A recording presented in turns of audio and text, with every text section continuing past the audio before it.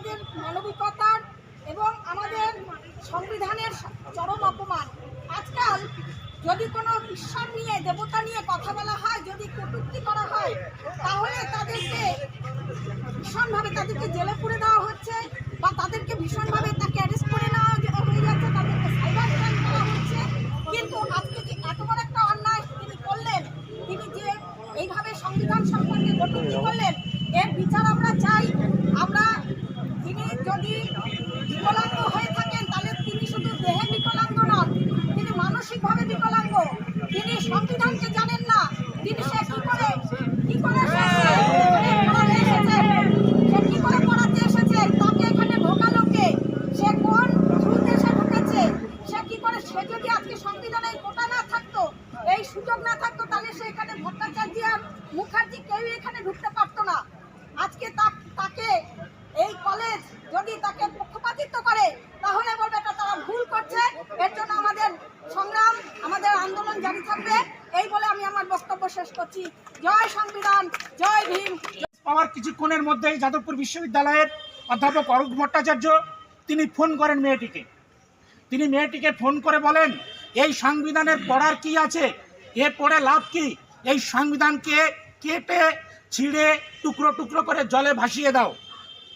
এবং তিনি আরও বলেন যে আগের বছর এই সংবিধান যিনি পড়াতেন তাকে দেখলাম যে এই সংবিধানের সম্পর্কে কতগুলো কোশ্চেন তিনি যে এক্সামে দিয়েছিলেন, তার মধ্যে একটা ছিল যে ভারতের যে সংবিধানের প্রস্তাবনা, সেই প্রস্তাবনায় বাবা সাহেব আম্বেদকরের কী ভূমিকা ছিল, সেই যে বিতর্ক, সেই বিতর্ক নিয়ে তিনি সেখানটা কোশ্চেন করেছিলেন।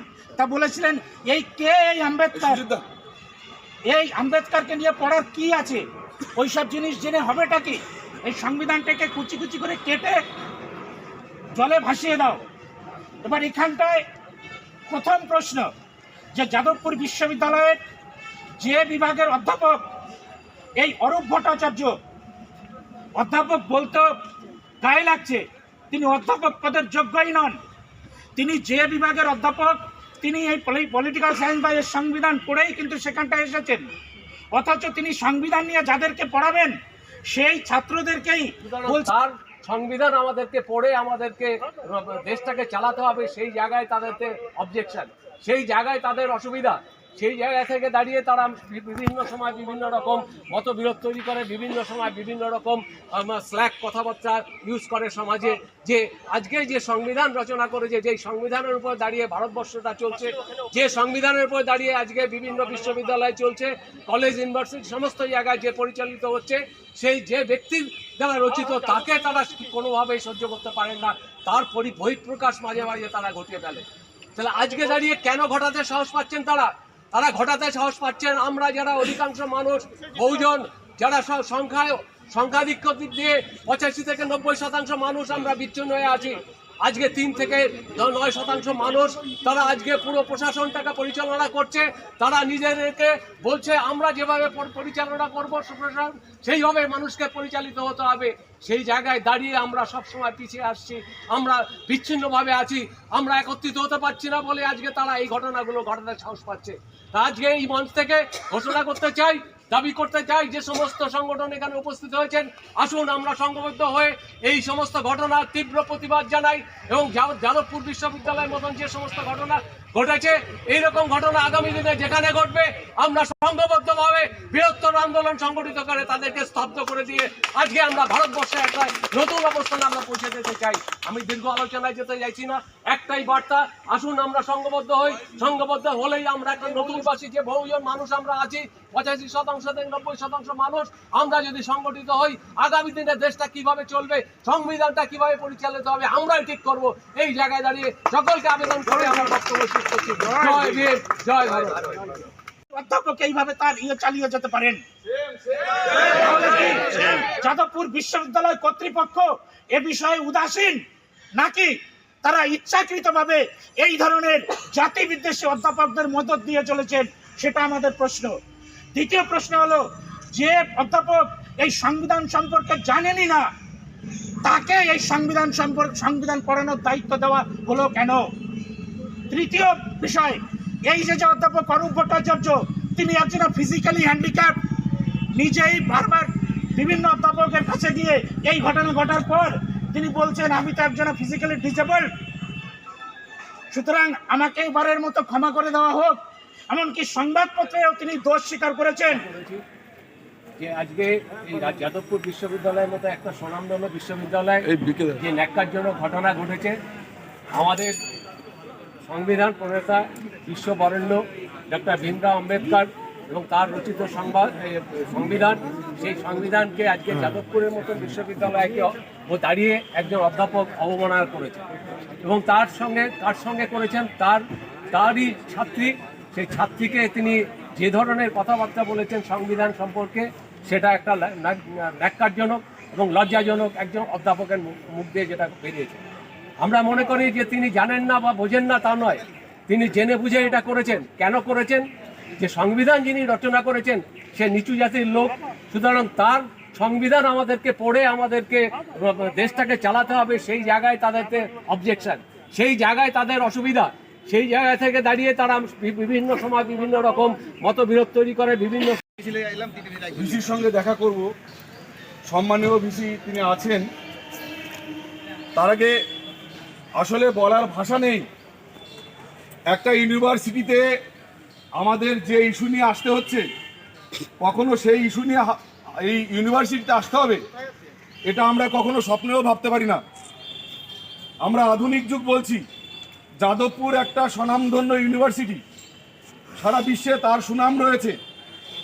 আজ যাদবপুরে যেভাবে ভারতের সংবিধানকে অবমাননা করা হয়েছে, ভারতের সংবিধানের যিনি প্রতিষ্ঠাতা ডক্টর বি.আর. আম্বেদকরকে যেভাবে অসম্মান করা হয়েছে, যেভাবে জাত বিদ্বেষী মন্তব্য করা হয়েছে, এই রকম যাদবপুর ইউনিভার্সিটির একজন অধ্যাপকের কাছ থেকে এটা কখনো আশা করা যায় না।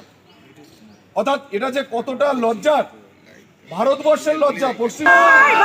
জয় ভীম, সংবিধান অবমাননাকারী যাদবপুর বিশ্ববিদ্যালয়ের অধ্যাপক অরূপ ভট্টাচার্যের বিচার চাই, বিচার চাই, বিচার চাই, বিচার চাই। অধ্যাপক অরূপ ভট্টাচার্যের শাস্তি চাই, শাস্তি চাই, শাস্তি চাই, শাস্তি চাই। বাবা সাহেব সম্পর্কে কুমন্তব্যকারী যাদবপুরের রাষ্ট্রদ্রোহী অধ্যাপক অরূপ ভট্টাচার্যের শাস্তি চাই, শাস্তি চাই, শাস্তি চাই, শাস্তি চাই। জয় ভীম, জয় ভারত, জয় ভীম, জয় ভারত, জয় ভীম, জয় ভারত, জয় ভীম, জয় ভারত। যাদবপুরের রাষ্ট্রদ্রোহী অধ্যাপক অরূপ ভট্টাচার্যের শাস্তি চাই, শাস্তি চাই, শাস্তি চাই, শাস্তি চাই। সংবিধান অবমাননাকারী যাদবপুরের বিশ্ববিদ্যালয়ের অধ্যাপক অরূপ ভট্টাচার্যের শাস্তি চাই, শাস্তি চাই, শাস্তি চাই, শাস্তি চাই। রাষ্ট্রদ্রোহী অরূপ ভট্টাচার্য মুর্দাবাদ, মুর্দাবাদ, মুর্দাবাদ, মুর্দাবাদ।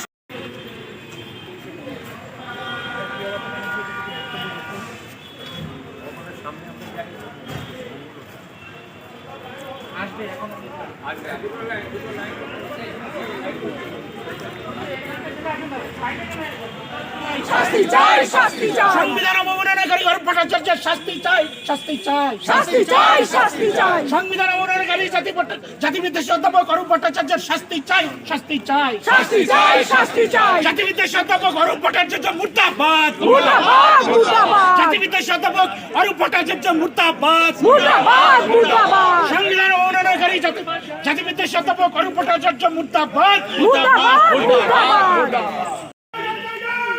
জয় ভীম, জয় ভীম, জয় ভীম, জয় ভীম,